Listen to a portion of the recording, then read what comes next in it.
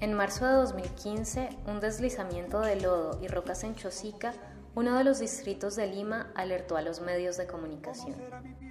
Muchas de las áreas de esta ciudad se enfrentan a riesgos de este tipo y a otros similares como deslizamiento de tierra y terremotos. Generalmente estos riesgos captan la atención del Estado, las instituciones y la comunidad, mientras que riesgos cotidianos como la falta de acceso a servicios básicos o la mala calidad del aire han sido invisibilizados a pesar de que puedan traer consecuencias severas para la vida de las personas. Nuestra investigación como estudiantes de la Maestría de Medio Ambiente y Desarrollo Sostenible de la Universidad de Londres se ha enfocado en el riesgo físico cotidiano en Lima como continuación al trabajo previo de la Unidad de Planificación del Desarrollo y de la plataforma Aprendiendo Lima.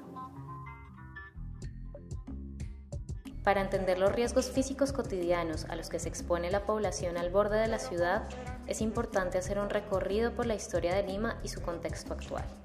El proceso de expansión de la capital peruana comenzó hacia los años 50 por un rápido crecimiento demográfico. En los últimos 65 años, la población ha alcanzado los 10 millones de habitantes. Sin mayor intervención del Estado en la planificación de la ciudad, Lima continúa siendo construida por ciudadanos con posibilidades limitadas para adquirir formalmente una vivienda y el acceso a servicios básicos. Este crecimiento demográfico ha resultado en la expansión de los asentamientos humanos, especialmente de aquellos que están en las áreas periféricas, las cuales son particularmente vulnerables a diferentes tipos de riesgos. Desde aquellos que son poco frecuentes pero intensivos, como el caso de un terremoto, hasta aquellos que ocurren en la vida diaria.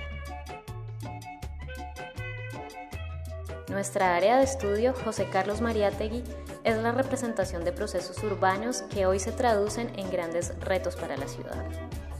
La conformación de este asentamiento humano inició hacia los años 90 con la ocupación de las pendientes montañosas del norte de la periferia urbana del distrito de San Juan del Lurigancho, conocido como uno de los distritos más poblados del Perú.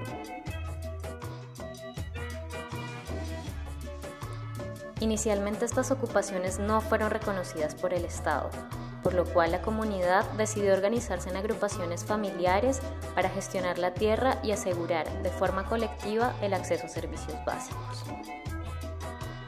Aún al día de hoy, José Carlos Mariátegui continúa en expansión. De las 76 encuestas realizadas, encontramos que el 44.7% de los moradores había llegado motivado por la disponibilidad de terrenos para habitar. Esta información revela que la escasez de terreno asequible en Lima es una de las causas que llevan a la población a asentarse en la periferia de la ciudad. La continua demanda y necesidad de tierra en Lima ha dado lugar a la especulación de terrenos y a diferentes prácticas. Desde la subdivisión de tierra por parte de las agrupaciones familiares y la compra de tierra de la comunidad campesina de Jicamarca, hasta el tráfico organizado y la piratería de tierra. La combinación de todas estas dinámicas al borde de la ciudad ha propiciado un incremento de la vulnerabilidad frente a la exposición del riesgo físico cotidiano. A partir de este primer entendimiento, concluimos que los riesgos físicos cotidianos en ese asentamiento son percibidos, experimentados y enfrentados de forma distinta dependiendo de quién se trata y dónde se encuentra ubicada la vivienda. Estos riesgos se perpetúan por círculos viciosos que se han formado por una relación contradictoria entre los mecanismos que se han desarrollado por la comunidad para responder al riesgo, así como por el marco legal e institucional y por la posición socioeconómica de los habitantes de José Carlos Mariátegui. Debido a su posición intermedia entre la legalidad y la ilegalidad y entre distintos niveles, desde el individual hasta el estatal, las agrupaciones familiares juegan un rol fundamental en un cambio transformativo en el que el riesgo físico cotidiano sea experimentado de forma justa sin ser determinado por características demográficas o por la ubicación de la vivienda o el año de llegada al asentamiento. Esta transformación solo será posible mediante un consenso entre el Estado, la municipalidad, las instituciones y la comunidad en un periodo de tiempo específico. Con el propósito de comprobar estas conclusiones y desarrollar algunas estrategias para la transformación, fueron realizadas distintas actividades de campo en las partes altas de José Carlos Mariátegui por ser las áreas más vulnerables.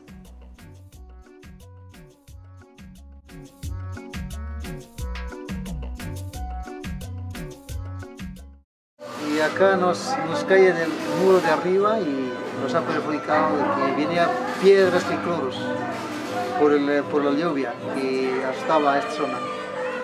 Y también nosotros carecemos también de escaleras, siempre hay caída.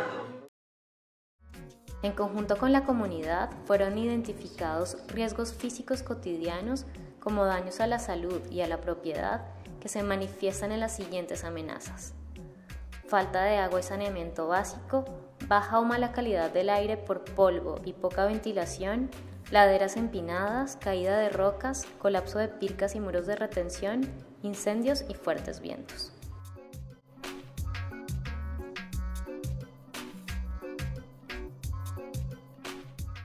Los riesgos físicos son experimentados diariamente por toda la comunidad de José Carlos Mariátegui.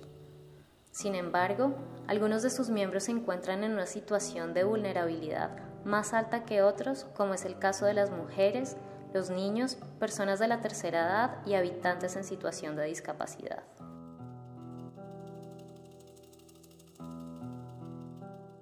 Es muy dificultoso para poder subir, pues, ¿no? A falta que no hay la carretera. Y entonces, cuando la tierra está muy seca y estuve embarazada, ¿no?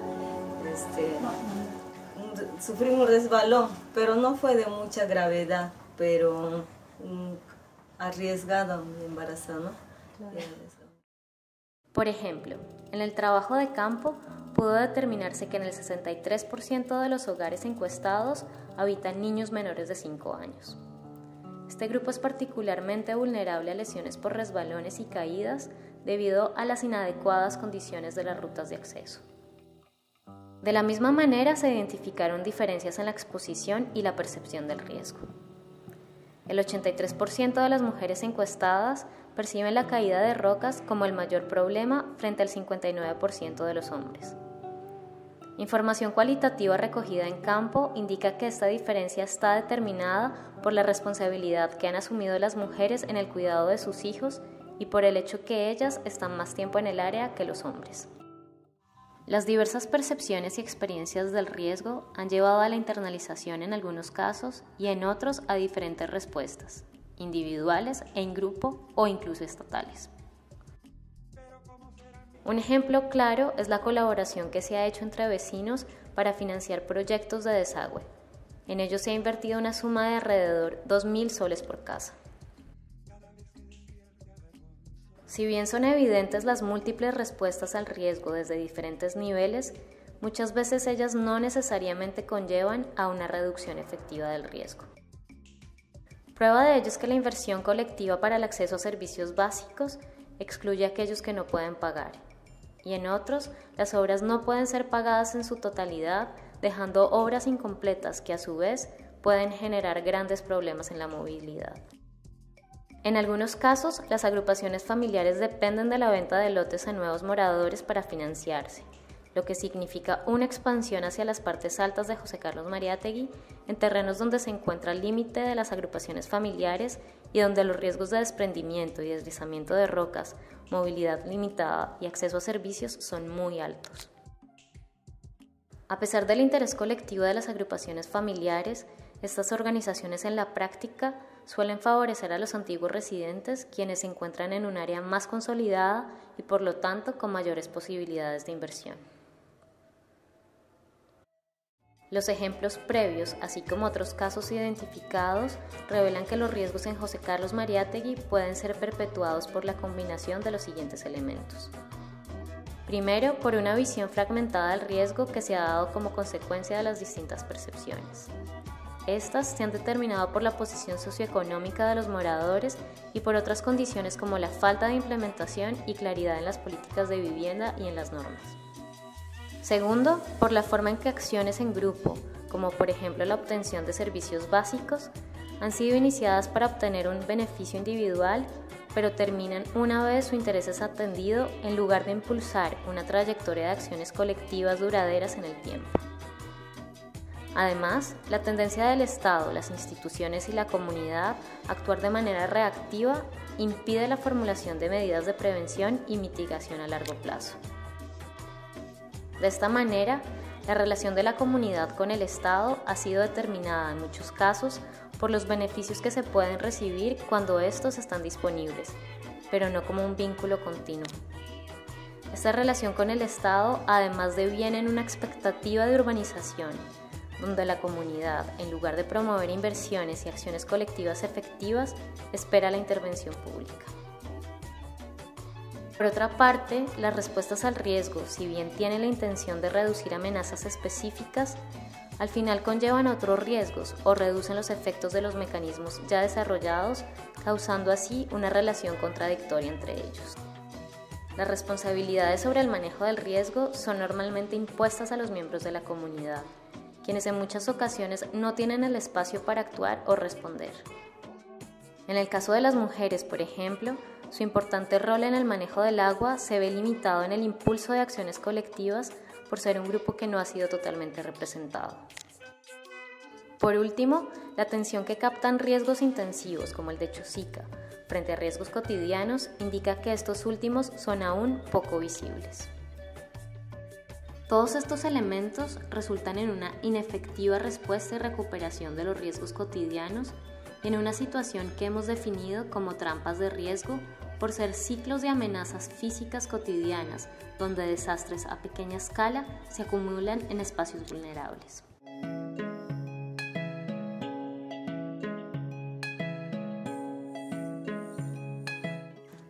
Nuestra visión hacia la transformación consiste en la creación de un sentido de corresponsabilidad entre la comunidad, las instituciones y el Estado, lo que implica que tanto las responsabilidades como los derechos de todos los actores en la mitigación de riesgo, las inversiones y la gestión y el uso del suelo sean definidas con el propósito de seguir construyendo las relaciones y las acciones ya establecidas. Esta forma de abordar la transformación tiene el potencial de ser efectiva en el logro de una visión incluyente y concertada en diferentes escalas y en el tiempo. Nuestras estrategias de transformación están basadas en acciones que pueden ser implementadas tanto al nivel de las agrupaciones familiares como al de la comunidad. Es importante tener en cuenta que algunas de estas trampas del riesgo se han configurado desde el marco nacional y por lo tanto, desde esta esfera se requiere la implementación de medidas que ayuden a sobrepasar las tensiones que hay entre las políticas para la gestión del riesgo y la realidad. La posición de algunas entidades públicas de reasentar a comunidades que se encuentran en zonas de alto riesgo, por ejemplo, se ve enfrentada a cuestiones prácticas y de factibilidad y a la efectividad de las políticas de vivienda y uso del suelo.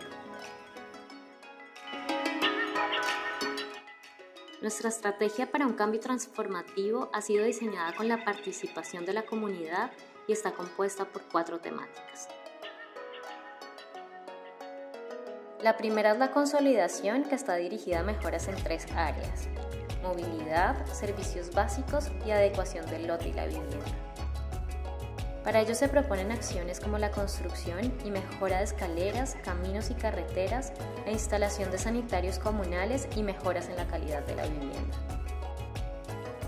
Esta estrategia para la consolidación lleva consigo un cambio en la valoración y el control del borde de José Carlos Mariátegui para evitar la expansión en las partes altas de las quebradas.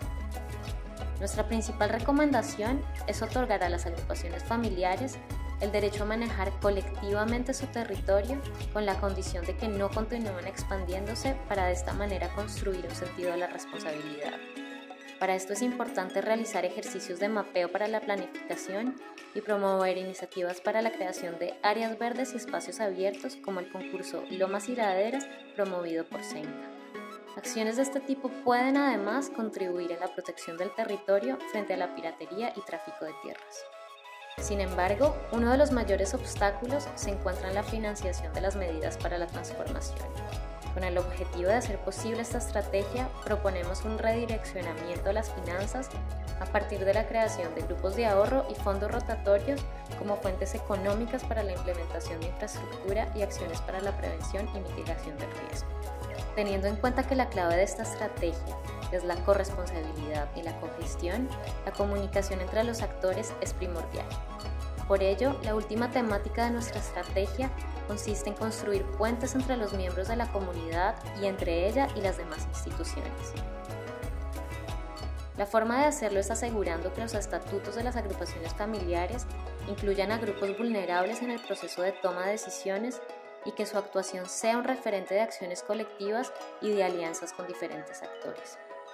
En una escala mayor, el reciente establecimiento de la Federación de Agrupaciones Familiares llevará a unir esfuerzos hacia mejoras en la infraestructura, servicios y manejo de la tierra. Finalmente, la implementación de cabinas móviles y de mesas técnicas permitirá la comunicación y el establecimiento de vínculos de confianza a partir de los que será posible la corresponsabilidad sobre el territorio. Estas responsabilidades y medidas estratégicas son el camino para alcanzar el objetivo de nuestra estrategia. Más allá del riesgo, una gestión corresponsable del borde de la ciudad.